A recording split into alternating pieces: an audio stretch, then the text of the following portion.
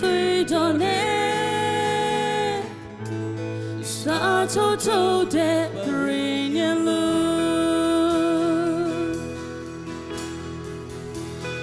他晚上马跑点的，马点西都没的人年路。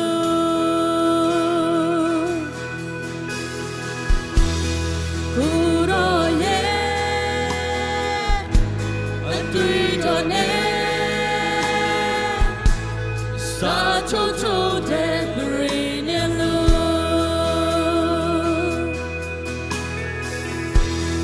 他晚上马跑点的，马点西都没的人年路，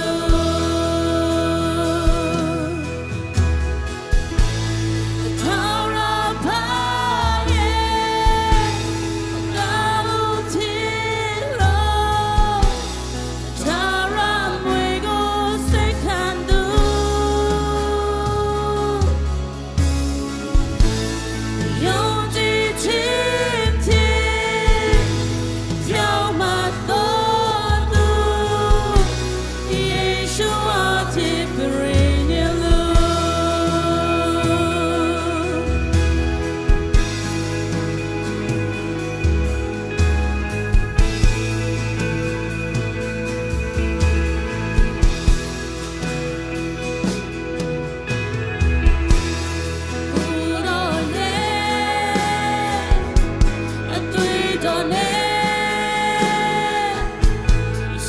臭臭的人。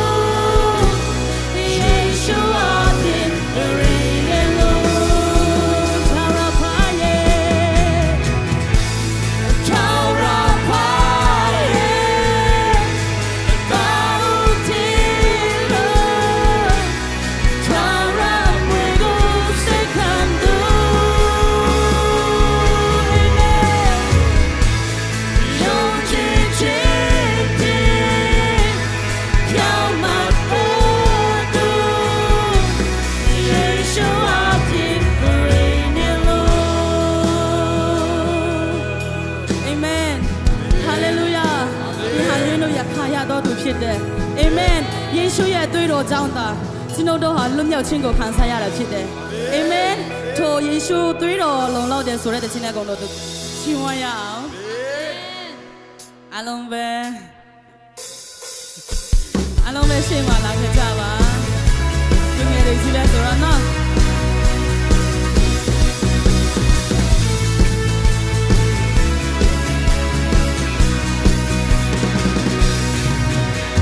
တင်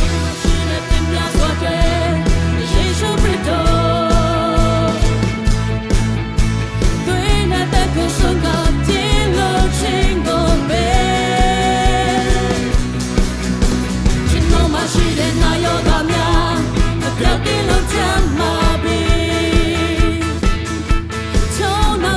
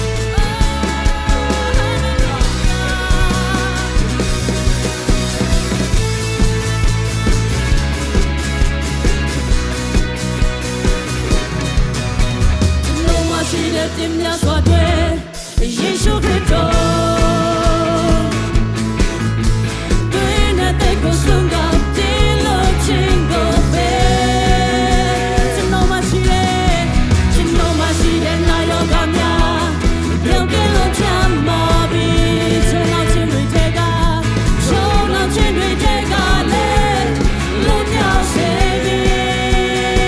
အပြောင်းမခြင်းကိုဝိုင်းပေး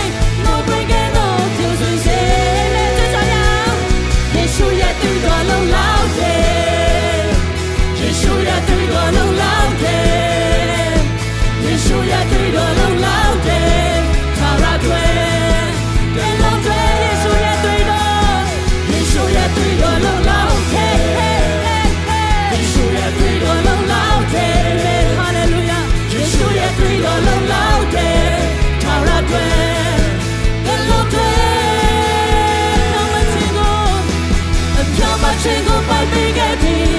ယေရှုရဲ့သွေးတော်မြတ်ခြင်းနဲ့လုံမြောက်ခြင်းဝမ်းမြောက်ခြင်းကိုပိုက်ပေးခဲ့ပြီယေရှုရဲ့သွေးတော်မြတ်ခြင်းကြောင့်မခြင်းကိုပိုက်ပေးခဲ့ပြီယေရှုရဲ့သွေးတော်မြတ်ခြင်းနဲ့ဝမ်းမြောက်ခြင်းကိုသင်ပေးခဲ့ပြီယေရှုရဲ့သွေးတော်မြတ်ခြင်းနဲ့ထောက်ဝင်လာရအောင်မခြင်းကိုပိုက်ပေးခဲ့ပြီယေရှုရဲ့သွေးတော်မြတ်ခြင်းဟာလေလုယာဝမ်းမြောက်ခြင်းကိုရှင်ပေးခဲ့ပြီယေရှုရဲ့သွေးတော်မြတ်ခြင်းဟာလေခေါ်ကြည့်ပြီးတော့ချီးမွမ်းရအောင်လုံလောက်တယ်ယေရှုရဲ့သွေးတော်လုံလောက်တယ်ယေရှုရဲ့သွေးတော်လုံလောက်တယ်ထာဝရသွေး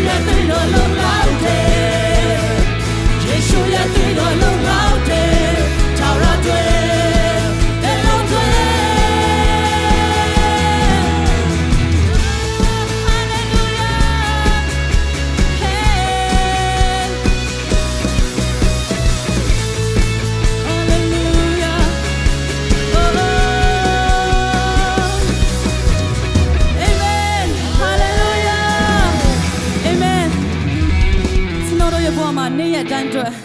ဘယ်တော့မှနှောက်မကြတဲ့ဘုရားသခင်ရှိတယ်အာမင်ထိုဘုရားသခင်ကိုအားရပါရ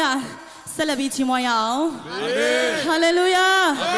ဟာလေလုယာအာမင်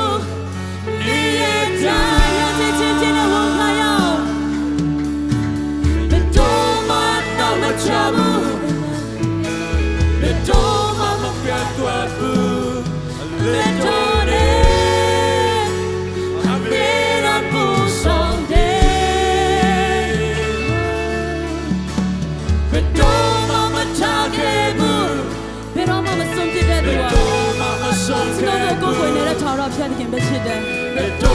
ဆိုရဲ့စိတ်တွေကြောင့်တစ်ခါတလေတင်လက်ထွက်သွားရင်တော့မှဘယ်တော့မှတင့်ကိုစုံပြမသွားဘူး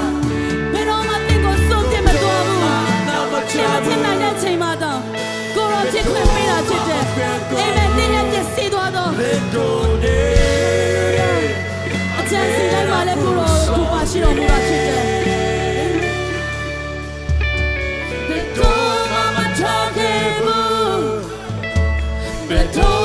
Some cable, the door, Mama, me cable, Ianta. To Tara Pierre can go live out in it. I do the got you more out. Amen. Hallelujah.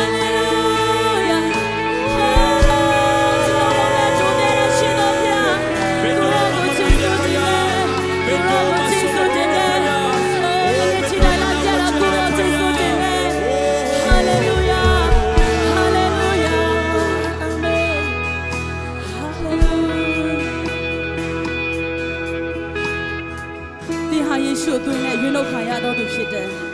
ဘယ်သူမှချစ်စီးလို့မရတဲ့ဘယ်သူမှ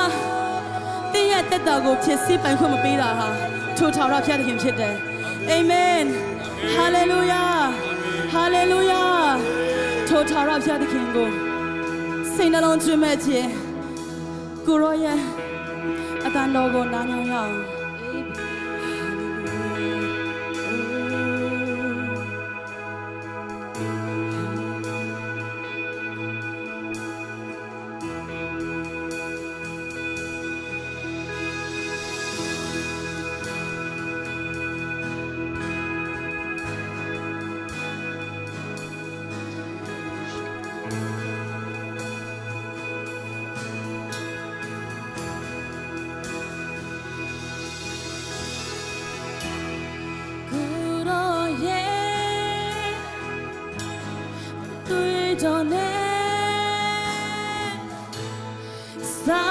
Told that perennial look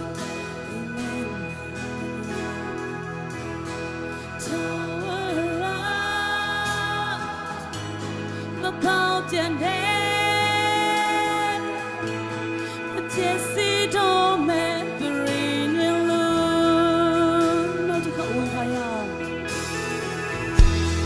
good oh yeahတွေ့တော့နေစာချိုချိုတဲ့ပရိညာလို့ထာဝရ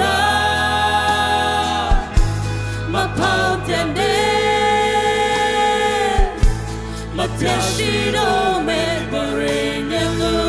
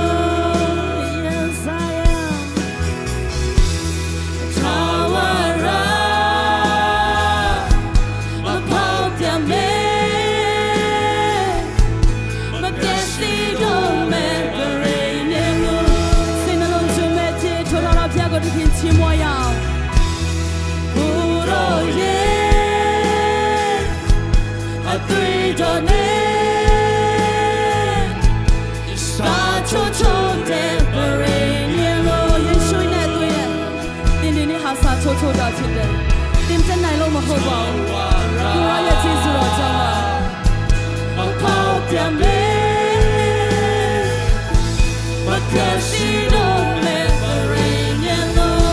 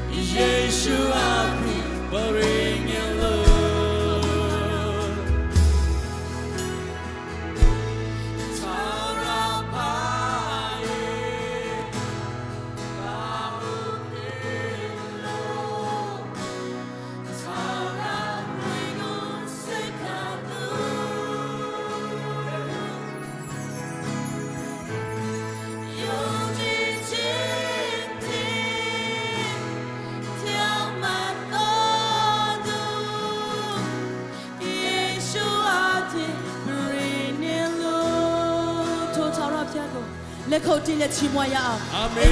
ဟာလေလုယာဟာလေလုယာယနေ့မှတင်ကိုလူချင်းပေးတာဟာလဲထိုဘုရားသခင်ပါပဲဒုက္ခထဲကနေကယ်လွတ်သွားတယ်ဘုရားသခင်ပါပဲကျွန်တော်တို့ကိုအမြဲတမ်းစောင့်ရှောက်ပေးတော်မူတာဘယ်တော့မှမစွန့်ပစ်ဘူးတင်းရခက်ခဲတဲ့အချိန်တိုင်းမှာပင်တင်နာကနေဘယ်တော့မှမစွန့်ခွာတဲ့သူဟာထိုဘုရားသခင်ပါပဲအာမင်ဟာလေလုယာကိုရောယေရှုတင်တယ်ယနေ့ထိတိုင်းကိုရောလမ်းပြပေးတော်မူသောကြောင့်ကိုရောကိုယေရှုတင်တယ်ချင်းမကိုကိုချင်းစီစဉ်ထဲမှာကိုရောကျွန်တော်တို့နဲ့အတူပါရှိတော်မူသောကြောင့်လည်းကိုရောကိုယေရှုတင်တယ်။ကျန်ရှိနေသောအချိန်တိုင်းမှာလည်းကိုရောကျွန်တော်တို့နဲ့အတူပါရှိတော်မူမိကြောင်းတပါးတည်းသောယေရှုနာမတော်မြည်ပြုလက်ဆုတောင်းစကားနာပါဖကြတဲ့ခင်။အာမင်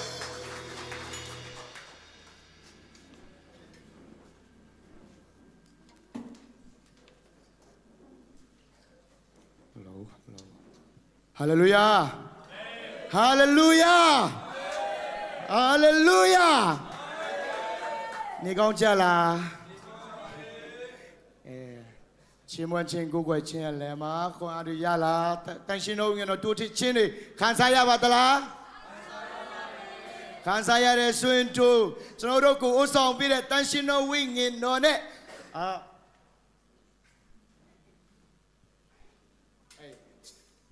worship ကိုအဆောင်ပြတဲ့ worship တင်းတဲ့မျိုးရှင်တွေကိုလက်ခုပ်တီးတဲ့ audit ဂုဏ်ပြုချီးမွမ်းကြရအောင် hallelujah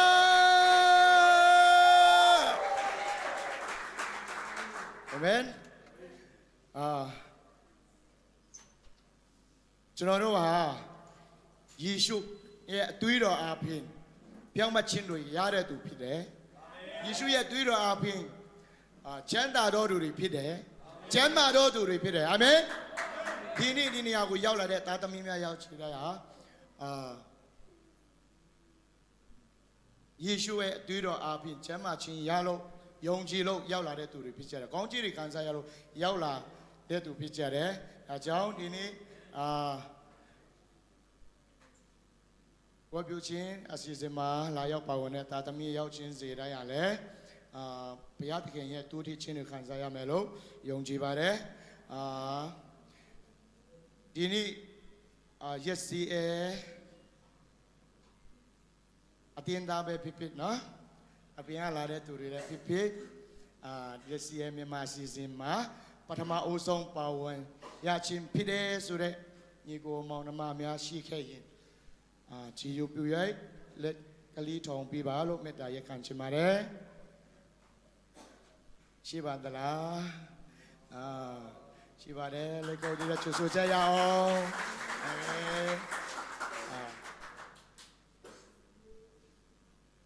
ဒီစီရဲ့တင်းတော်ထဲမှာအင်္ဂါနေ့ညနေ9:00 နာရီခွဲမြန်မာစီစဉ်အပတ်တိုင်းရှိတယ်ပတ်တိုင်းပါဝင်လို့ရတယ်လို့ပြောချင်ပါတယ်ဒီနေ့ကျွန်တော်တို့ကိုနှုတ်ကပတ်တော်ဝင်ရမယ်ဆရာမပန္ဒန်ပဒနာကနေဟိုဝေးကြီးကနေလာတဲ့ဆရာမမတရက်ပြပါကျူဆူကြရအောင်လက်ခောက်ကြည့်တဲ့ကျူဆူကြရအောင်ဘုရားရဲ့ဘယ်လိုပြောမလဲဘုရားသမီးလို့ပြောရမလားဘုရားသမီးဘုရားရှင်ကောင်းချီးပေးပါစေလို့ကောင်းချီးပေးကြရအောင်နော်ဒီနေ့တော့ဘုရားသမီးဘုရားရှင်ကောင်းချီးပေးပါစေဘုရားသမီးဘုရားရှင်ကောင်းချီးပေးပါစေဘုရားသမီးဘုရားရှင်ကောင်းချီးပေးပါစေအာမင်ပြန်ပြလို့ရပါပြီအခုချိန်မှာနည်းနည်းလောက်ဆက်သွားရအောင်နော်ဘုရားရှင်ကောင်းမြတ်ပါတယ်ကျွန်တော်အပေါ်မှာကျွန်တော်ဘုရားရှင်ကောင်းမြတ်ပါတယ်ကျွန်တော်နဲ့ကျွန်တော်မိသားစုပေါ်မှာလို့တခါတည်းပြောရအောင်နော်သုံးခါဒီနေ့တော့ဘုရားရှင်ကောင်းမြတ်ပါတယ်ကျွန်တော်နဲ့ကျွန်တော်မိသားစုပေါ်မှာဘုရားရှင်ကောင်းမြတ်ပါတယ်ကျွန်တော်နဲ့ကျွန်တော်မိသားစုပေါ်မှာဘုရားရှင်ကောင်းမြတ်ပါတယ်ကျွန်တော်နဲ့ကျွန်တော်မိသားစုပေါ်မှာအာမင်နောက်တစ်ခုဝန်ခံကြရအောင်ကျွန်တော်တို့နေတဲ့နေရာကတော့မလေးရှားနိုင်ငံမှာနော်ရဲတွေရှိတယ်ပန်းခံရတဲ့တွေရှိတယ်ဒါပေမဲ့ဘုရားသခင်ကကျွန်တော်တို့ပေါ်မှာအများအားကောင်းမြတ်နေတဲ့ဘုရားဖြစ်တယ်အဲကြောင့်မလို့ဘုရားရှင်ကောင်းမြတ်ပါတယ်မလေးရှားနိုင်ငံပေါ်မှာတောင်းခါချူကြရအောင် ဘုရားရှင်ကောင်းမြတ်ပါတယ်မလေးရှားနိုင်ငံပေါ်မှာဘုရားရှင်ကောင်းမြတ်ပါတယ်မလေးရှားနိုင်ငံပေါ်မှာဘုရားရှင်ကောင်းမြတ်ပါတယ်မလေးရှားနိုင်ငံပေါ်မှာအာမင်နောက်ဆုံးတစ်ခုကြည့်ကြရအောင်ဘုရားရှင်ကောင်းမြတ်ပါတယ်မြန်မာနိုင်ငံပေါ်မှာမြန်မာနိုင်ငံကတော့အခြေအနေတွေစိုးတယ်ဒါပေမဲ့ဘုရားရှင်ကမြဲတာကောင်းမြတ်တဲ့ဘုရားဖြစ်တယ်အဲကြောင့်မလို့ယုံကြည်ခြင်းနဲ့ကြွေးကြော်ဝန်ခံကြရအောင်ဒီနေ့တော့ဘုရားရှင်ကောင်းမြတ်ပါတယ်မြန်မာနိုင်ငံပေါ်မှာဘုရားရှင်ကောင်းမြတ်ပါတယ်မြန်မာနိုင်ငံပေါ်မှာဘုရားရှင်ကောင်းမြတ်ပါတယ်မြန်မာနိုင်ငံပေါ်မှာအာမင်ဘုရားရှင်ရဲ့ကောင်းမြတ်ခြင်းကိုကြွေးကြော်ဝန်ခံတဲ့သာသမီအယောက်ချင်းစေတိုင်းပေါ်မှာဘုရားရဲ့ကောင်းမြတ်ခြင်းအထူးခံစားရပါစေတက်ရောက်ပါစေအာမင်ဒီနေ့စီစဉ်ဆက်တော်ရအောင်ဘုရားသခင်ရဲ့နိုင်ငံတော်အတွက်ပါဝင်ရမယ့်ချိန်ဖြစ်ပါတယ်အလိုပန္နာငွေကိုစက္ကပ်ပင်အလိုပန္နာငွေအတွက်ဆုတောင်းပေးမဲ့ဆရာတွေပြီး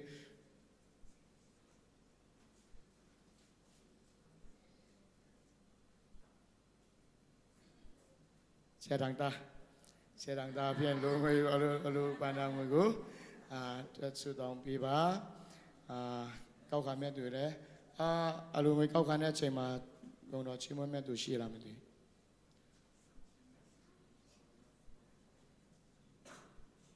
မရှိဘူးဆိုရင်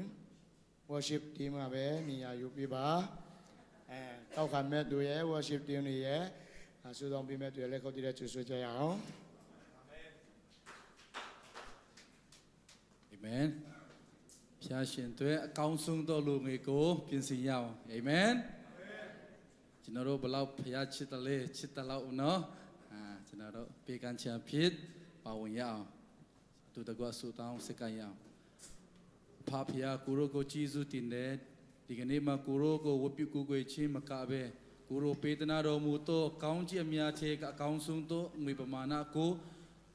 ပြန်လေပြီးတော့ပေးအမေဖြစ်ပါတယ်ဖာကျွန်တော်တို့ရဲ့အလုပ်ကိုက်ပေါ်မှာဝင်ငွေပေါ်မှာကောင်းကြီးဖြစ်စေပါကိုရိုရဲ့အတူပါစီချင်းကိုရိုရဲ့ကောင်းကြီးတွေ့မြင်ချင်းကိုရိုရဲ့ဘိတ်တိချင်းခံစားဖို့ရတဲ့အလုံးငါဒီပေကမဲ့ငွေပမာဏကိုကိုရိုလက်ထက်အနန္တောခါတပါတိတော်တာယေရှုနာမဖြစ်ဆုတောင်းဆက်ကနာပါတယ်ဖာဖျားရှင်အာမင်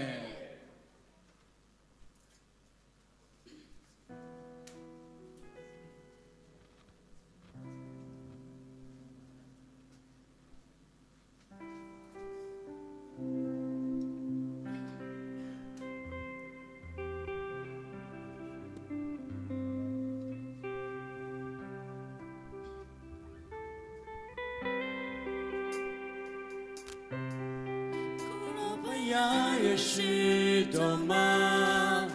为了有个么不可能我那些人都可以了把手把苦嘛嘛看也难不为你那飘也是多么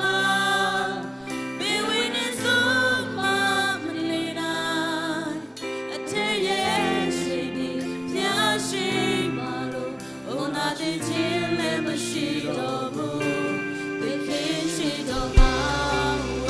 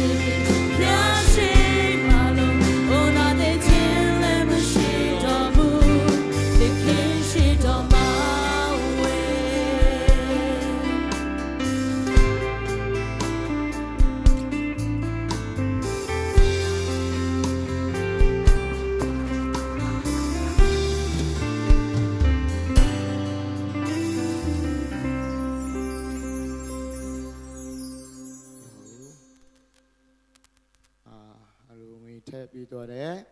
ဒါသမီးရောက်ချင်းစီတိုင်းလုပ်ငန်းကိုင်ငန်းပေါ်မှာဘုရားရှင်ကောင်းချီးပေးပါစေအစတရားမကဘုရားတကယ်ကောင်းချီးခံစားရပါစေချင်းညာစရာရှိမလားချင်းညာစရာမရှိဘူးဆိုရင်တော့ကပတ်တော့ကျန်တာရမယ့်ချင်းဖြစ်ပါတယ်အားလုံးတစ်ခေါက်ဝန်ခံကြရအောင်ဒီနေ့ကျမ်းနာရမယ့်နောက်ကပတ်တော်ဟာကျွန်တော်အတွက်ဖြစ်တယ်ဆိုပြီးတောင်းကဝန်ခံကြရအောင်ဒီနေ့ဒီနေ့ကျမ်းနာရမယ့်နောက်ကပတ်တော်ဟာကျွန်တော်ဟာဖြစ်ရတယ်ဒီနေ့ကျမ်းနာရမယ့်နောက်ကပတ်တော်ဟာကျွန်တော်အတွက်ဖြစ်တယ်ဒီနေ့ကျမ်းနာရမယ့်နောက်ကပတ်တော်ဟာကျွန်တော်အတွက်ဖြစ်တယ်အာမင်အရှင်တော်ဝိညာဉ်တော်နဲ့အသုံးတော်ခံမဲ့ဆရာမအချင်းတို့လည်းကောက်ကြည့်လက်ချွတ်ကြရအောင်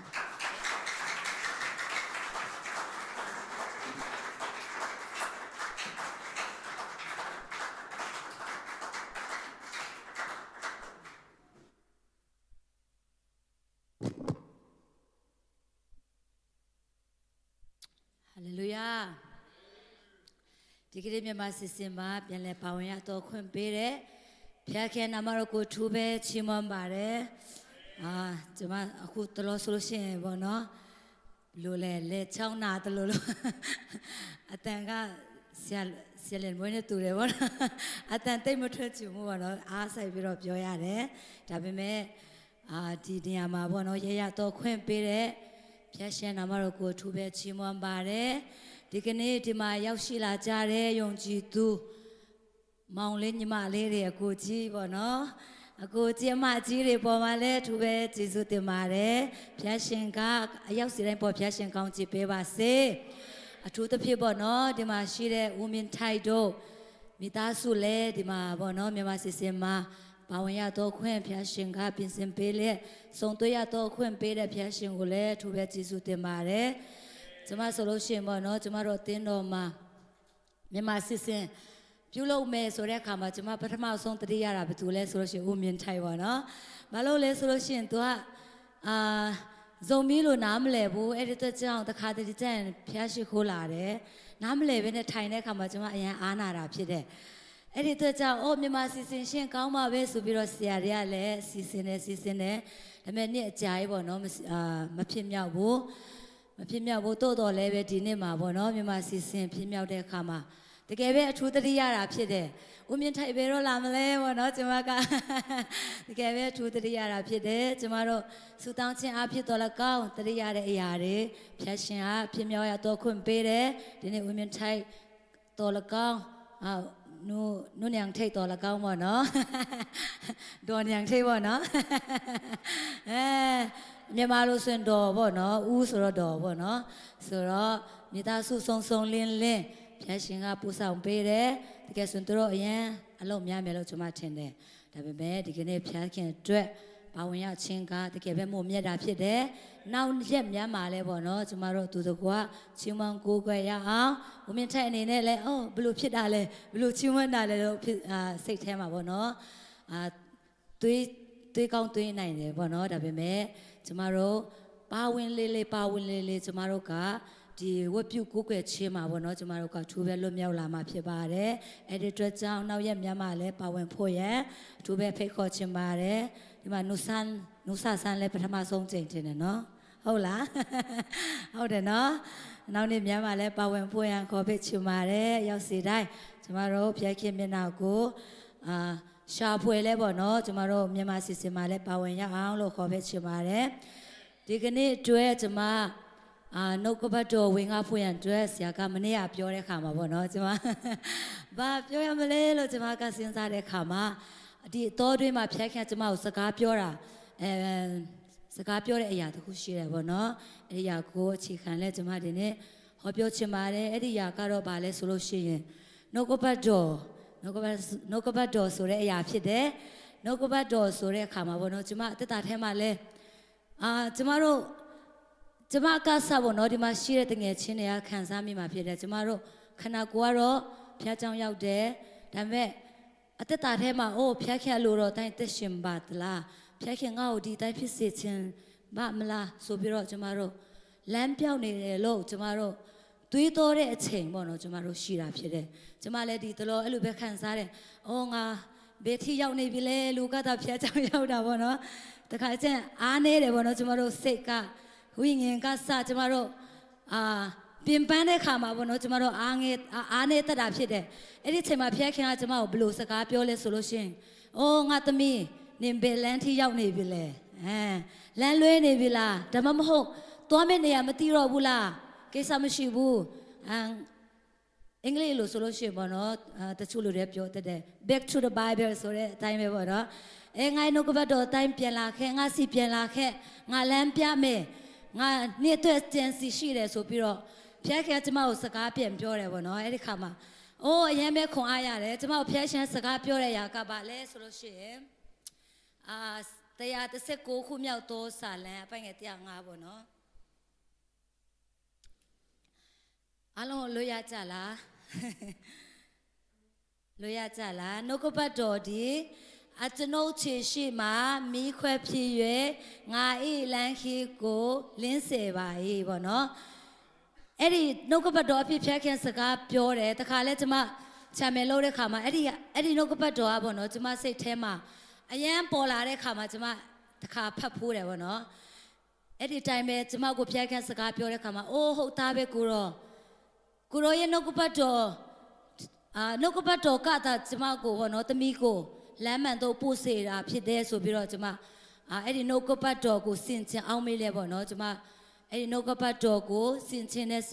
အဲ့ဒီအခါမှာပေါ့နော်ဖျက်ခင်ကျမကိုပြန်ပြီးတော့ခွန်အားပေးတာဖြစ်တယ်အဲ့ဒီအတွက်ကြောင့်ဒီမှာရှေ့ငီကိုအရောက်ချင်းစီတိုင်းကိုလည်းကျမခွန်အားပေးချင်ပါတယ်ဒီကနေ့မိတ်ဆွေရဲ့တက်တာအဲမှာပေါ့နော်လမ်းပြောင်းနေတယ်လို့ခံစားနေတဲ့သူများရှိတယ်ဆိုလို့ရှိရင်ဒီကနေ့ကျမတို့ဖျက်ခင်ထံတော့ကျမတို့ပြန်လဲပြီးတော့ဦးတည်ရအောင်အာမင်ဖျက်ခင်ထံတော့ကျမတို့ပြန်လဲရှောက်လန်းရအောင်ဒါမှမဟုတ်ငါလမ်းပြောင်းနေတယ်ငါဘယ်သွားရမလဲဘယ်လိုရှေ့ဆက်ရမလဲဆိုပြီးတော့ပေါ့နော်ရှေ့ဆက်မဲ့ကိုယ့်ရဲ့အနာဂတ်အတွက်ပေါ့နော်လမ်းပြောင်းနေတဲ့သူများရှိတယ်ဆိုလို့ရှိရင်ရက်နေတဲ့သူများရှိတယ်ဆိုလို့ရှိရင်ကျမတို့ရက်မနေဘဲနဲ့ကျမတို့ကရှေ့ဆက်ဖို့ရန်အတွက်ဖျားခင်ကအလိုရှိတယ်လို့ကျမဒီကနေ့ခွန်အားပေးချင်ပါတယ်အာမင်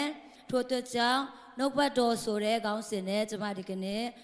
ဒေသနာဝင်ကချင်ပါတယ်နှုတ်ကပတ်တော်ဆိုတဲ့အခါမှာကျမတို့ကစိတ်ထဲမှာပေါ့နော်နှုတ်ကပတ်တော်ဆိုတာဖျားခင်စကားတော်ပဲတချို့လူတွေဆိုလို့ရှိရင်နှုတ်ကပတ်တော်ဆိုတဲ့ခါမှာပေါ့နော်ဒီကျမ်းစာပဲဆိုပြီးတော့စိတ်ထဲမှာမြင်ရအောင်ပဲပေါ့နော်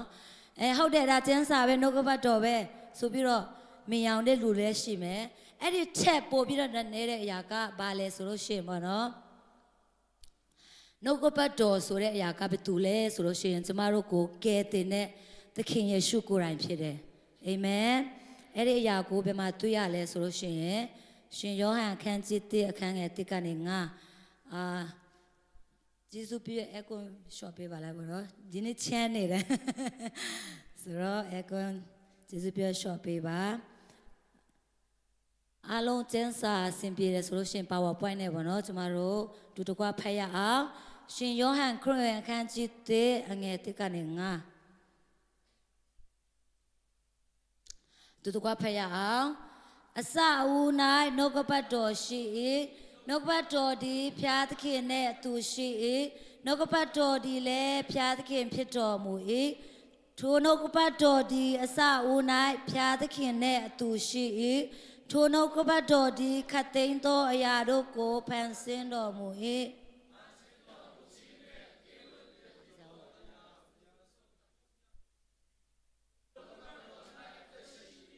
ထိုအသက်ဒီလေလူတို့ဤအလင်းဖြစ်၏ထိုအလင်းဒီမောင်မိုက်၌လင်း၍မောင်မိုက်ဒီမခံမယူအာမင်ပြီးတဲ့အခါမှာကျမတို့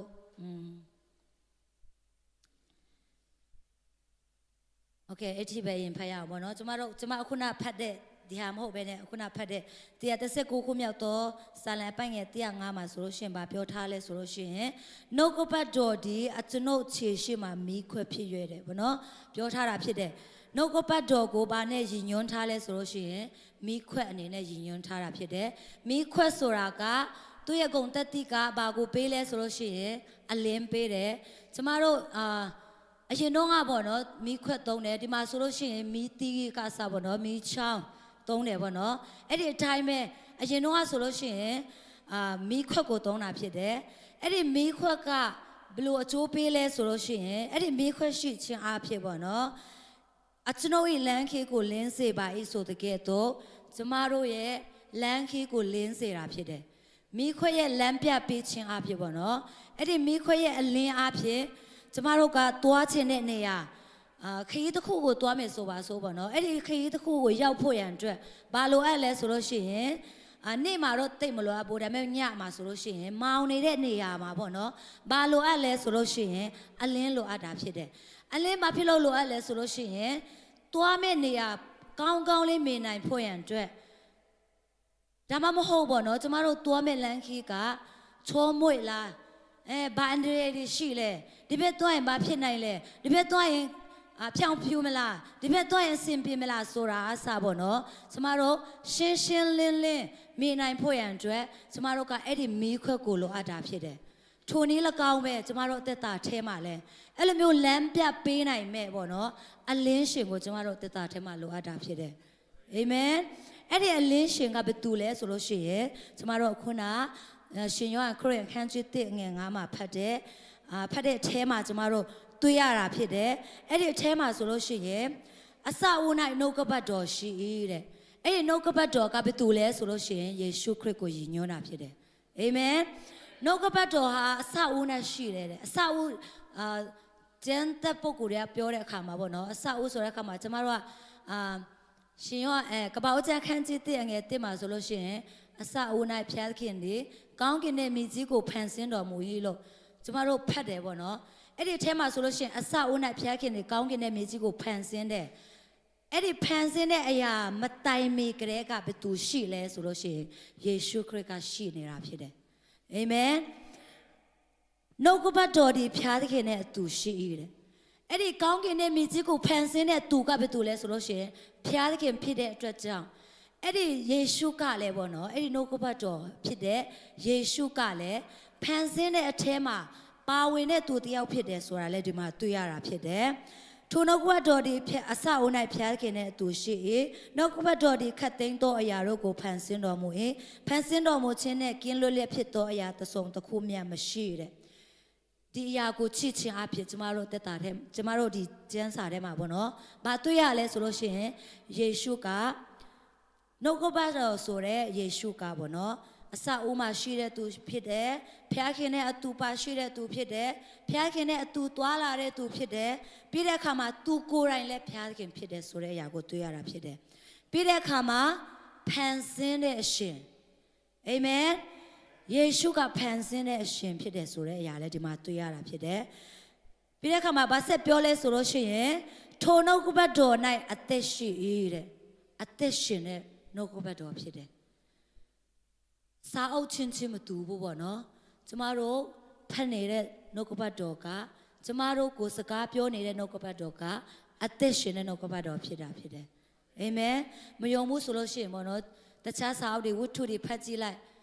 ချက်ချင်းမမေ့သွားတယ်ခွန်အားရစရာလည်းတိတ်မရှိဘူးပေါ့နော်အဲ့ဒီဇလန်ဖတ်တဲ့အခါမှာဝတ္ထုတွေပါတယ်ဖတ်တဲ့အခါမှာတော့ဇက်ထဲမှာကိုကမျောသွားပြီးတော့မြင်းသားမြင်းသမီးကစပေါ့နော်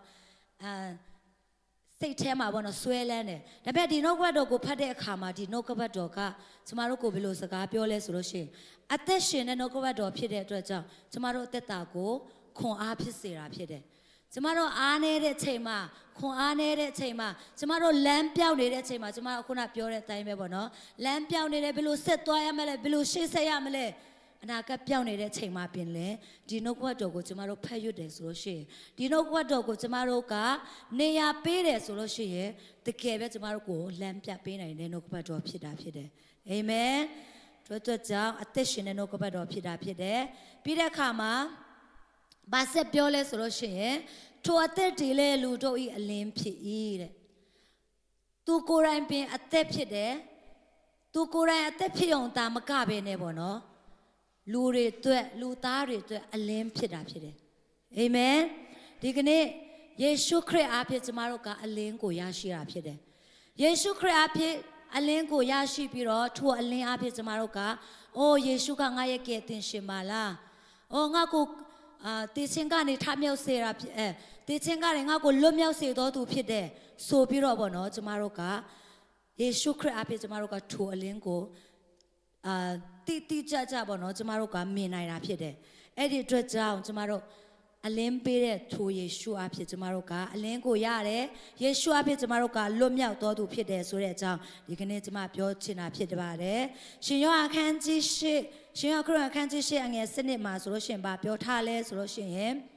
တဖန်တော်ယေရှုကငါဒီဤလောက၏အလင်းဖြစ်၏ငါနောက်တုတ်လိုက်တော်သူဒီမောင်မိုက်၌မတော်မလားအသက်၏အလင်းကိုရလိမ့်မည်အာမင်အသက်၏အလင်းကိုရလိမ့်မည်ဒီထဲမှာဆိုလို့ရှိရင်ငါနောက်ကိုလိုက်တော်သူတွေတဲ့ဘောနော်ယေရှုရဲ့နောက်ကိုကျမတို့ကခိုင်မြဲလိုက်တယ်ဆိုလို့ရှိရင်ကျမတို့အတွက်အကျိုးကျေးဇူးဘာခံစားရမလဲဆိုလို့ရှိရင်အလင်းကိုရရှိမှာဖြစ်တယ်အာမင်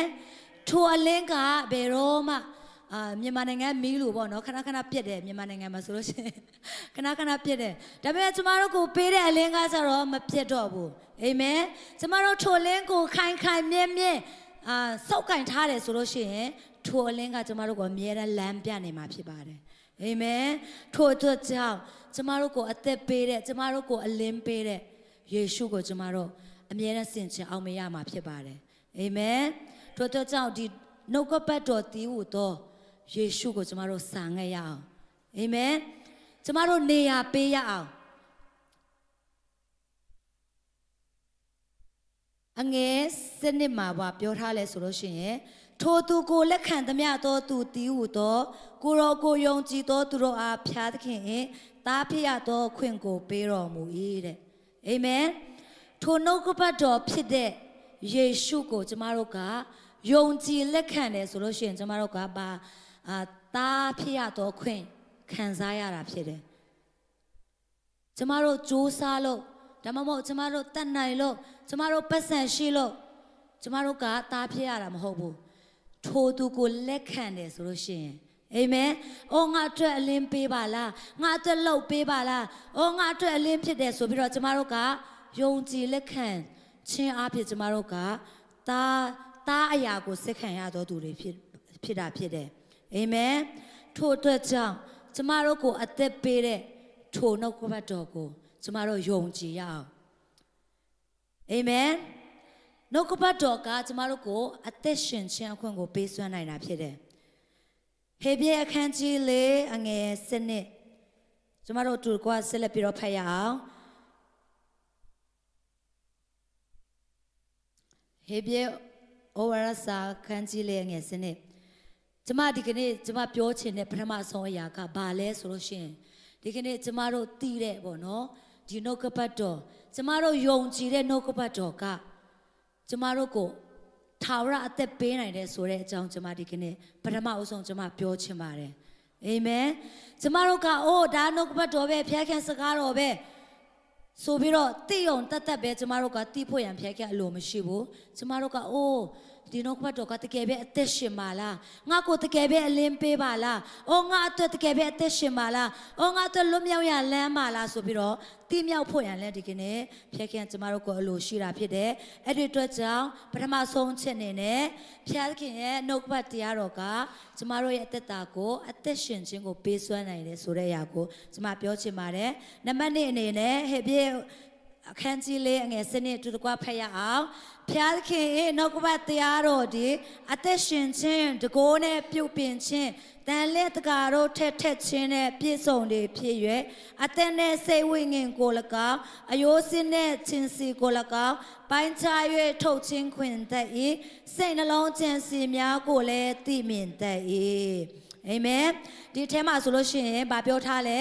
ဖျားခင်နှုတ်ကပတ်တရားတော်ဒီအသက်ရှင်ခြင်းကျွန်မခုနပြောတဲ့အသက်ရှင်ခြင်းသက်ရှင်စေတဲ့နှုတ်ကပတ်တော်ဖြစ်တယ်နံပါတ်2အနေနဲ့တကိုးနဲ့ပြုတ်ပြင်နိုင်တဲ့နှုတ်ကပတ်တော်ဖြစ်တာဖြစ်တယ်အာမင်ကျမတို့ယေရှုခရစ်ကိုယုံကြည်လက်ခံတယ်ဆိုလို့ရှိရင်ကျမတို့ကဘယ်အရာတွေကိုဆွံ့လွှဲရမလဲဆိုလို့ရှိရင်ကျမတို့ရဲ့ဇာတိမကောင်းတဲ့အရာတွေပေါ့နော်လူဇာတိအဖြစ်လိုချင်တတ်မှတ်တဲ့အရာတွေဖျက်ခင်လိုတော်နဲ့မငြိတဲ့အရာတွေကိုကျမတို့ကဆွံ့လွှဲရမှာဖြစ်တယ်ကျမတို့ကယေရှုကိုယုံကြည်ရဲ့သားနဲ့အဲ့ဒီအရာတွေကိုအရင်ပဲဆွဲလန်းနေတယ်ဆိုလို့ရှိရင်ကျမတို့တက်တာထဲမှာဖျက်ခင်ဘုံဒါမှမဟုတ်ဖျက်ခင်ရဲ့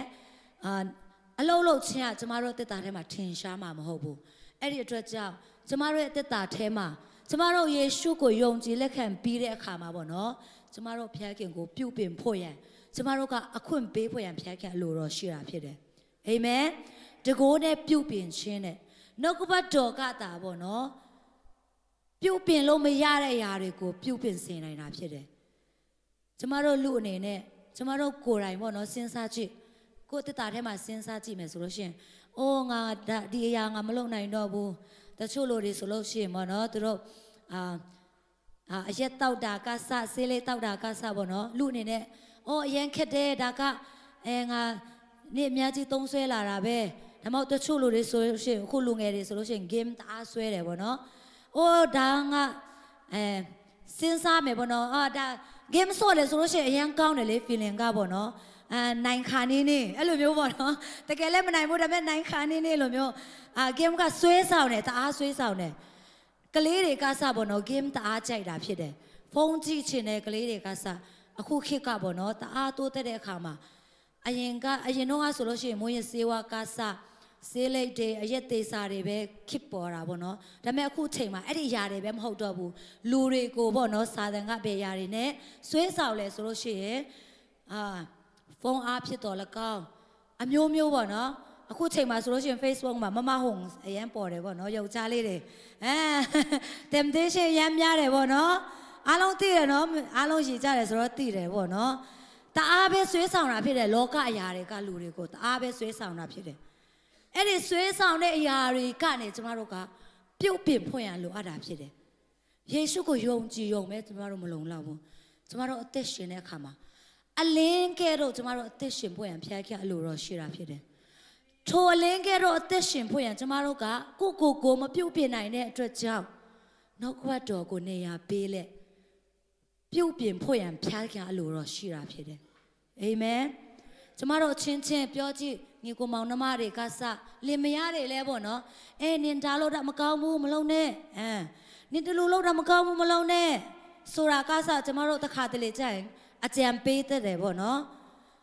တခါတလေကြာရင်ဆုံးမတတ်တယ်သားသမီးတွေကလည်းဆုံးမတတ်တယ်တငယ်ချင်းတွေကစညီကိုမောင်နှမတွေဆုံးမတတ်တယ်ဒါပေမဲ့ကိုကခံယူချင်လားဆိုလို့ရှိရင်မခံယူချင်ဘူးပေါ့နော်မလုပ်လဲဆိုလို့ရှိရင်ကျမတို့လူအချင်းချင်းကကျမတို့ကိုမပြုတ်ပြနိုင်ဘူးဖျားခင်ကတားလည်းကျမတို့ကိုပြုတ်ပြနိုင်တာဖြစ်တယ်ထိုဖျားခင်ကနေရာရဖို့ရန်အတွက်ကျမတို့လိုအပ်တာဖြစ်တယ်ဖျားခင်ကမိတ်ဆွေရဲ့တက်တာထဲမှာကျမရဲ့တက်တာထဲမှာပြုတ်ပင်ခြင်းရဲ့သားနဲ့ဒါပေမဲ့ကျမတို့ထိုနှုတ်ကပတ်တော်ကိုနေရာမပေးဘူးဆိုလို့ရှိရင်နှုတ်ကပတ်တော်ကမပြုတ်ပင်နိုင်ဘူးပေါ့နော်အဲ့ဒီအတွက်ကြောင့်ကျမတို့ကအသစ်သောအရာတွေနဲ့ပေါ့နော်ဖျားခင်နိုင်ငံတော်အတွက်စက္ကပ်ပါဝင်ခြင်းနဲ့ဆိုလို့ရှိရင်ဖျားခင်ပြုတ်ပင်ခြင်းကိုလိုအပ်တယ်ဆိုလို့ရှိရင်ဖျားခင်ပြုတ်ပင်ခြင်းဖျားခင်တရံပင်စင်ခြင်းပေါ့နော်ဖျားခင်ကငါတက်တာကိုအကောင်းဆုံးပြုတ်ပင်ဖွဲ့ငါလိုအပ်တယ်ဆိုလို့ရှိရင်ပေါ့နော်အဲ့လိုမျိုးခံယူချက်ရှိတယ်ဆိုလို့ရှိရင်ဒီကနေ့ကျမတို့ဖျားခင်ကိုခေါ်ဖဲရအောင်နေရာပေးရအောင်နှုတ်ကပတ်တော်ယေရှုဒီကနေ့ကျမရဲ့အသက်တာကိုပြုတ်ပင်ပါကျမကိုပုံသွင်းပါကျမတို့ဇုံမြင့်မှာဆိုလို့ရှိရင်ပေါ့နော်နလင်းလက်မဲဆိုနေဟုံပွင့်ကျင်နာမနဲ့ကျမတို့တချင်းဆိုတယ်ပေါ့နော်တချင်းဆိုတဲ့ကအယမ်းပဲခွန်အားရတယ်အယမ်းပဲခွန်အားရတယ်ယေရှုရဲ့ပုံသဏ္ဍာန်နဲ့သူဖို့ရင်ကျမကိုပြုတ်ပင်ပါကျွန်တော်ကိုပြုတ်ပင်ပါဆိုပြီးတော့ကျမတို့တချင်းဆိုတဲ့ကအယမ်းပဲခွန်အားရတယ်ဒါပေမဲ့ကိုယ့်ရဲ့ဘေးကလူတွေနေအဲ့လိုမလုံးနဲ့နော်ဆိုတဲ့ခါမှာအယမ်းပဲစိတ်တူတယ်အဲ့ဒါကမှန်လားမမှန်ဘူးအဲ့လိုမျိုးကိုယ့်ရဲ့တငယ်ချင်းတွေကစပါတော့မိဘတွေကိုယ့်ရဲ့ပါစတာတွေဘောနော်အဲ့လိုမျိုးဆုံးမသွန်သင်တဲ့အခါမှာကျမတို့ခံယူနိုင်အောင်ကျမတို့တက်တာပြင်ဆင်ဖွင့်ရလိုအပ်တာဖြစ်တယ်နှုတ်ကပတ်တော်ကိုများတိုးလောင်ဖွင့်ရဖျက်ခဲ့လို့တော့ရှိတာဖြစ်တယ်နှုတ်ကပတ်တော်ကိုများတိုးလောင်တဲ့သူတွေကဘောနော်ဘယ်သူကဘယ်ပြောသူကဒါကဖျက်ခင်ထံကလာတာဖြစ်မှာပဲဖျက်ခင်ငါ့ကိုစကားပြောပါလားသူ့ကိုအသုံးပြတာပဲဆိုပြီးတော့ခံယူချက်နဲ့သူကသူ့တက်တာကိုပြင်ဆင်တဲ့အခါမှာသူ့တက်တာကတကယ်ပဲတိုးတက်တာဖြစ်တယ်ဒါပေမဲ့နှုတ်ကပတ်တော်ကိုလည်းမယူဘဲနဲ့ပေါ့နော်ပြုတ်ပင်ချင်တာခံချင်ပေမဲ့လည်းနှုတ်ကပတ်တော်ကနေရာတက်တာထဲမှာနေရာမရတဲ့အခါမှာနေငါ့ကိုအဲ့လိုပြောတာနေနဲ့ဘာဆိုင်လဲအဲ့ဒီအရာတွေကလာတယ်ပေါ့နော်အဲ့ဒီအတွက်ကြောင့်ကျမတို့အသက်တာထဲမှာဒီကနေ့ လူတွေရဲ့ဆုံးမတွင်တင်ခြင်းလူတွေရဲ့ပြုတ်ပင်ခြင်းမခံယူခြင်းဘူးဆိုလို့ရှိရင်ဒီကနေ့ကျမတို့ဖျက်ခင်ပေးထားတဲ့နှုတ်ကပတ်တော်ကိုကျမတို့အခွင့်ပေးရအောင်အာမင်ကျမတို့ဒီအရာတွေကိုအခွင့်မပေးဘူးဆိုလို့ရှိရင်လူတွေကကျမတို့ကိုငင်းပယ်မှာဖြစ်တယ်။အိုးငါဆုံးမတာလဲသွားမခံချင်ဘူး။ငါပြောတာလဲမခံချင်ဘူး။ငါမပြောချင်တော့ဘူးဆိုပြီးတော့လူတွေရဲ့ငင်းပယ်ခြင်းကိုကျမတို့ခံစားတဲ့အခါမှာသူတို့ရဲ့အချစ်ချင်းလဲကျမတို့မခံစားတော့ဘူး။နောက်ကွယ်မှာတင်းတုတ်တာပဲခံစားရမှာဖြစ်တယ်။အဲ့ဒီအချိန်မှာဆိုလို့ရှိရင်ကျမတို့အသက်တာအဖြစ်ဖျားရဲ့ဘုံတော်မထင်ရှားတော့ဘူးပေါ့နော်။အဲ့ဒီအတွက်ကြောင့်ကျမဒီကနေ့ဒုတိယချက်အနေနဲ့ကျမပြောချင်တဲ့အရာကဘာလဲဆိုလို့ရှိရင်ကျမတို့အသက်တာထဲမှာကျမတို့ကိုပြုတ်ပြနိုင်တဲ့အရာကဘယ်သူလဲဆိုလို့ရှိရင်နှုတ်ကပတ်တော်တည်ဟူသောယေရှုခရစ်သားလည်းကျမတို့အသက်တာကိုပြုတ်ပြနိုင်တာဖြစ်တယ်အာမင်တကိုးနဲ့ပြုတ်ပြခြင်းနဲ့ကျမတို့ကိုပြုတ်ပြစေခြင်းနဲ့ဖခင်ပြုတ်ပြနိုင်တဲ့ဖခင်ထိုဖခင်ကိုကျမတို့နေရာပေးရအောင်လူတွေရဲ့ပြုတ်ပြခြင်းကိုမခံချင်ဘူးဆိုလို့ရှိရင်ဒီကနေ့ဖခင်နှုတ်ကပတ်တော်နဲ့ပြုတ်ပြခြင်းကိုခံယူပါအာမင်အဲ့ဒီအရာကပို့ပြီးတော့ချုံမိန်တာဖြစ်တယ်အာမင်အဲ့ဒီအတွက်ကြောင့်ဖျက်ခင်နှုတ်ဘတ်တော်ကဘလောက်ပဲတကူကြည့်လဲဆိုလို့ရှိရင်တန်လက်တကာတို့ထက်ချင်းနဲ့ပြည့်စုံနေဖြစ်၍အသက်နဲ့စိတ်ဝိညာဉ်ကို၎င်းအယိုးစစ်နဲ့ချင်းစီကို၎င်းပိုင်းခြား၍ထုတ်ချင်းခွင့်တတ်၏တဲ့အယံပဲတကူရှိတာဖြစ်တယ်အာမင်နှုတ်ဘတ်တော်ကိုကျမတို့ပြုတ်ပြင်ဖို့ရန်ကျမတို့နေရာပေးရအောင်ကျမတို့နှုတ်ဘတ်တော်ကိုနေရာပေးလေအော်လူတွေရဲ့ပြောချင်းမခံခင်ပါပေါ့နော်ကျမအော်ဖျက်ခင်ငါ့ကိုဒီလိုစကားပြောပါလားဆိုပြီးတော့ဖျားခင်ရဲ့ဝိညာဉ်တော်အားဖြင့်ကျမတို့ကိုဖျားရှင်ဟာရှင်းရှင်းလင်းလင်းသိရတော်ခွင့်ဖျားရှင်ကပေးလေကျမတို့တက်တာကတကယ်ပဲထူးခြားလာမှာဖြစ်တယ်အာမင်မစ်ဆွေအနေနဲ့ပြောမယ်ပေါ့နော်အော်ပြုတ်ပြင်ခြင်းဖျားခင်ငါ့ကိုဘယ်လိုပြုတ်ပြင်မလဲဘာကိုပြင်ဆင်ပေးချင်တာလဲမစ်ဆွေကပြောမယ်ဒီကျမ်းစာထဲမှာဘာဆက်ပြောလဲဆိုလို့ရှိရင်တိမောသေဩဝါဒစာဒုတိယစာအခန်းကြီး3အငယ်7မှာမတော်သူတကွာဖတ်ရအောင်မနော်ပြီးတော့မယ်ပေါ့နော်10မိနစ်လောက်ပဲယူတော့မယ်နော်တိမောသေဩဝါဒစာအခန်းကြီး3ငယ်7သူတကွာဖတ်ရအောင်ကျမတို့ကိုဖျက်ခင်ကပြုတ်ပြင်ခြင်းတဲ့အရာတွေရှိတာဖြစ်တယ်။ဘယ်အရာတွေကိုဖျက်ရှင်ကပြုတ်ပြင်စေခြင်းလဲဆိုလို့ရှိရင်ဘာဖြစ်လို့ဖျက်ခင်ကျမတို့ကိုပြုတ်ပြင်စေခြင်းလဲဆိုလို့ရှိရင်စစ်တစ်ဖြစ်လဲဆိုလို့ရှိရင်မနော်ဖတ်ရအောင်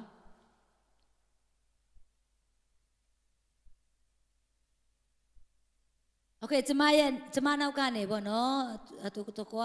လိုက်ဆိုပေးပါဖျားသခင်လူဒီစုံလင်တော်သူကောင်းတော်မှုမျိုးမျိုးတို့ကို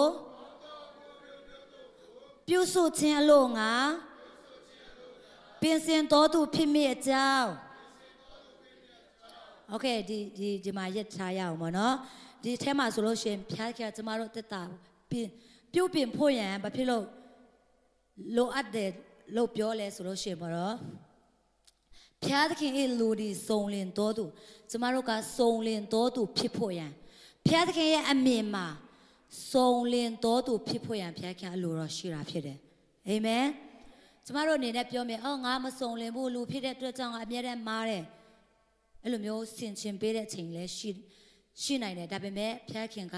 ကျမတို့အသက်တာထဲမှာစုံလင်တဲ့လူဖြစ်ဖို့ရန်အတွက်ဖျားခင်ကပြုပြင်စေချင်တာဖြစ်တယ်အာမင်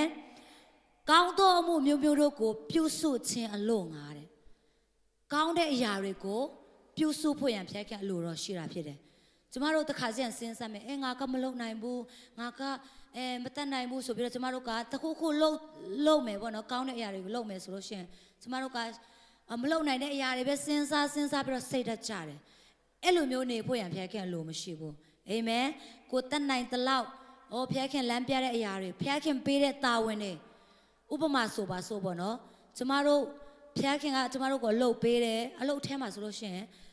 boss တွေကပေါ့နော်ကျမတို့တတ်နိုင်သလောက်တာဝန်ပေးတယ်အဲ့ဒီတတ်နိုင်သလောက်တာဝန်ကိုကျမတို့တာဝန်ကြည်နဲ့ပြုတ်လုပ်တယ်ဆိုလို့ရှိရင်လည်း boss တွေအရန်ဝမ်းသာမှာပေါ့နော်ဝမ်းသာမယ်ထိုနည်း၎င်းပဲကျမတို့တက်တာထဲမှာလည်းဖျားခင်မိတ်ဆွေကိုထားတဲ့နေရာမိတ်ဆွေရဲ့တာဝန်ဖြစ်တာဖြစ်တယ်အာမင်မိတ်ဆွေဖျားခင်ထားတဲ့နေရာမှာကောင်းမွန်တာဝန်ကြည်တယ်ဆိုလို့ရှိရင်မိတ်ဆွေကအကောင်းဆုံးကိုလှုပ်ဖျားခင်ရဲ့ရှေ့မှာပေါ့နော်အကောင်းဆုံးကိုလှုပ်ဆောင်တဲ့သူဖြစ်ဖျားခင်မြင်မှာဖြစ်တယ်အဲ့ဒီအတွက်ကြောင့်ကျမတို့ကိုဖျားခင်က ပြုတ်ပင်စေခြင်းနဲ့ဘယ်လိုမျိုးပြုတ်ပင်စေခြင်းလဲဆိုလို့ရှိရင်ကောင်းသောအမှုမျိုးမျိုးတို့ကိုပြုစုစေခြင်းကဘုရားခင်ကကျမတို့တက်တာကိုပြင်ဆင်စေခြင်းတာဖြစ်တယ်အာမင်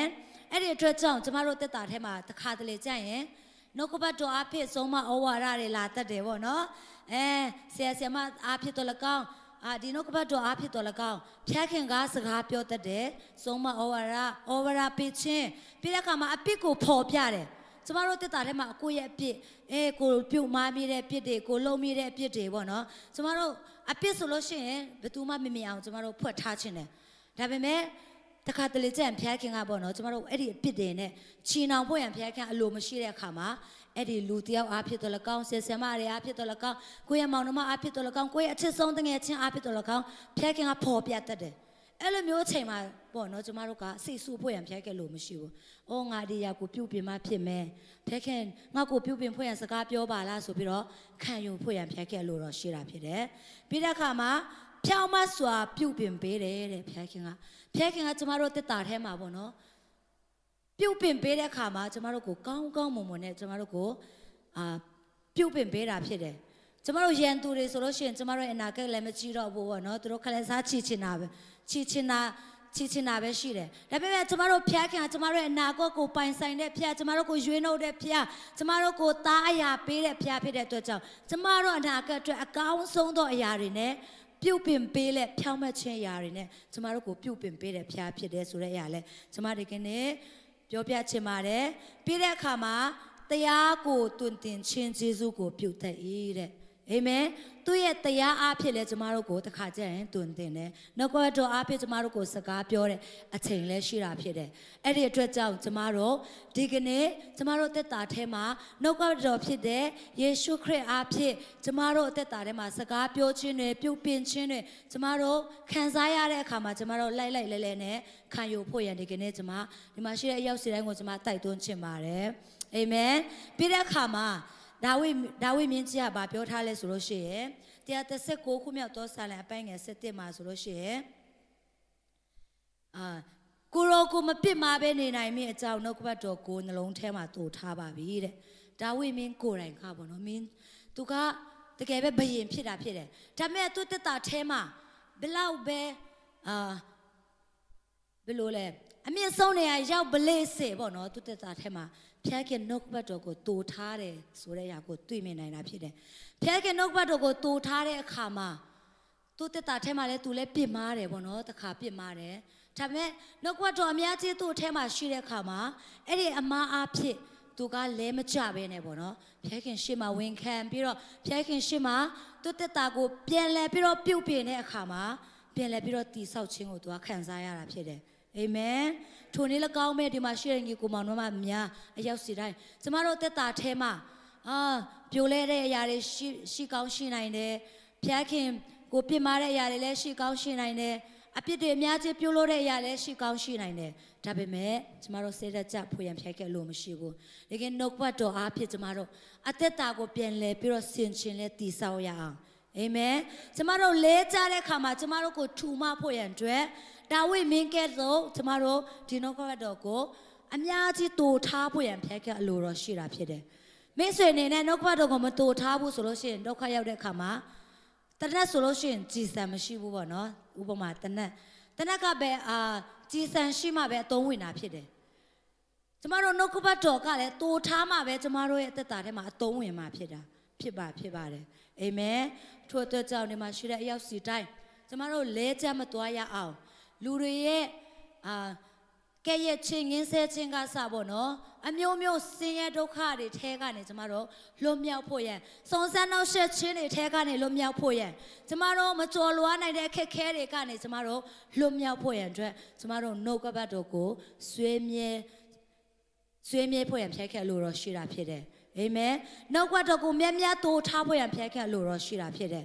အာမင်စာဖတ်တဲ့သူတွေရှိတာဖြစ်တယ်စာဖတ်တဲ့သူတွေလဲစာဖတ်ခြင်းအဖြစ်ပေါ့နော်ဘ ഹു တုတအများကြီးရတဲ့ကဲ့သို့ကျမတို့နှုတ်ကပတ်တော်ကိုတူထားတယ်ဆိုလို့ရှိရင်လဲခွန်အားအများကြီးဖျက်ခဲ့ကျမတို့ကိုခွန်အားအများကြီးပေးတာဖြစ်တယ်အာမင်ထို့အတွက်ကြောင့်ဒီကနေ့ဒီမှာရှိတဲ့ရောက်စီတိုင်းကျမခွန်အားပေးချင်ပါတယ်ကျမတို့နှုတ်ကပတ်တော်တည်ဟူသောယေရှုခရစ်အားဖြင့်ကျမတို့အသက်ရှင်ရအောင် ကျမတို့ကိုအသက်ပေးတဲ့ယေရှုကိုကျမတို့အမြဲတမ်းဆွဲလန်းရအောင်လူတရားချက်အနေနဲ့ကျမတို့ဒီနှုတ်ကပတ်တော်အဖြစ်ပြုတ်ပင်ခြင်းကိုခံယူရအောင်လူတွေရဲ့ပြုတ်ပင်ခြင်းထက်ဒီနှုတ်ကပတ်တော်ရဲ့ပြုတ်ပင်ခြင်းကတကယ်ပဲတန်ဖိုးရှိတာဖြစ်တယ်တကယ်ပဲချုံမိန်တာဖြစ်တယ်အဲ့ဒီအတွက်ကြောင့်နှုတ်ကပတ်တော်ကိုပဲကျမတို့ပြုတ်ပင်ခွင့်ပေးရအောင်အာမင်နံပါတ်3အနေနဲ့ကျမတို့နှုတ်ကပတ်တော်ကိုအများကြီးတူလောင်ရအောင်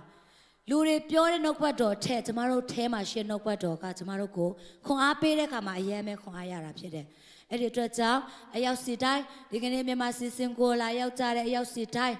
နှုတ်ကပတ်တော်အားဖြင့်ခွန်အားရဖို့ရန်ဖျားရှင်အရောက်စီတိုင်းကိုဖျားရှင်ကောင်းချီးပေးပါစေအာမင်ကျမတို့အားလုံးမတည့်ရက်လဲပေါ့နော်ကျမခုနပို့တဲ့တချင်စင်ပြေလားမသိဘူးမပြေဘူးနှုတ်တင်မရလားโอเคနှုတ်ကပတ်တော်ဒီမောင်မိုက်တို့အဲ့ဒီတချင်ပေါ့နော်အဲ့ဒီတချင်အပြကျမတို့မတည့်ရက်ပြီးတော့ခွန်အားယူရအောင်တီဆောက်ရအောင်ပေါ့နော်တကယ်ပဲဒီတခြင်းအပြကျမတို့ကိုစကားပြောမယ်လို့ကျမအရင်ပဲယုံကြည်တာဖြစ်တယ်ကျမတို့ရဲ့မောင်မိုက်တဲ့လမ်းခီးကိုပေါ့နော်အလင်းပေးတဲ့နှုတ်ကပတ်တော်ဖြစ်တာဖြစ်တယ်အမြဲတမ်းလမ်းပြတဲ့နှုတ်ကပတ်တော်ဖြစ်တာဖြစ်တယ်အာမင်လမ်းလွဲကချိုမသွားအောင်လက်တွေကပင်ဆောက်ရှောက်တဲ့နှုတ်ကပတ်တော်ဖြစ်တာဖြစ်တယ်အာမင်အဲ့ဒီအတွက်ကြောင့်ထိုနှုတ်ကပတ်တော်ကိုကျမတို့အမြဲတမ်းဆွဲကန်ရအောင်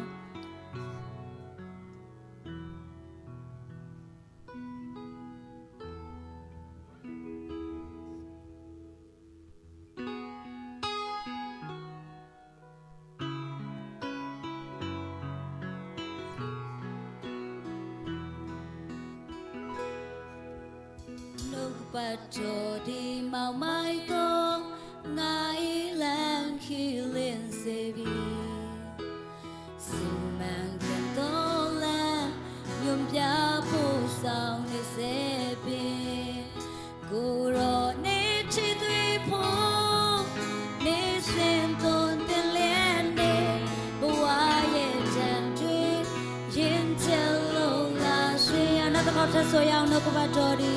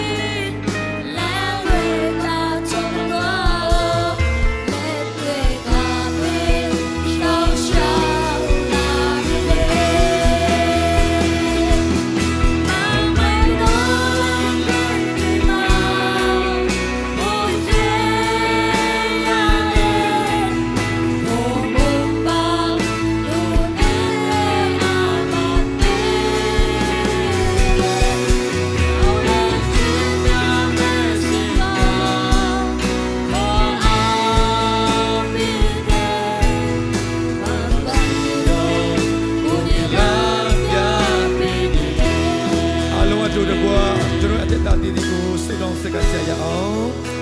ကိုရောဖဖျားတကယ်ကိုရောကိုကြည်စိုးတဲ့ဒါရမီယောစီတဲ့အတက်တာကိုကောင်းကြည့်ပြီးတော်မူပါဒီနေ့မှာကိုရောရှင်မေမတော်ကိုလာရောက်ကြတော့တာရမီယောစီတဲ့အတက်တာကိုကိုရောရှင်နှုတ်ကပတ်တော်တရားတော်ထင်းတဲ့မှုလျော်လိုက်တော့အခွင့်ကိုကောင်း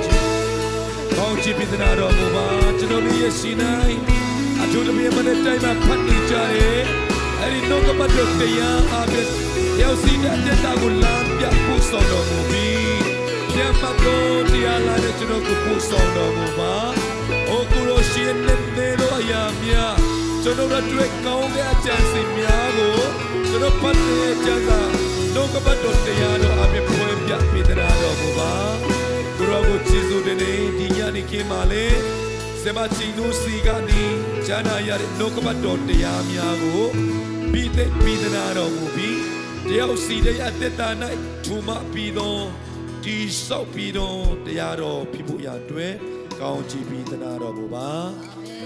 ကြည်ရတော်ပေါင်းဟူရည်အတွက်ချီးမွမ်းရင်းနဲ့ကဲတင်ပိုင်ရှင်ခရစ်တော်နာမကိုမြည်ပြီး၍ဆုတောင်းစိတ်ကအနာမမြတ်စွာဘုရားသခင်အာမင်အာမင်ဒီလိုတင်ပါတယ်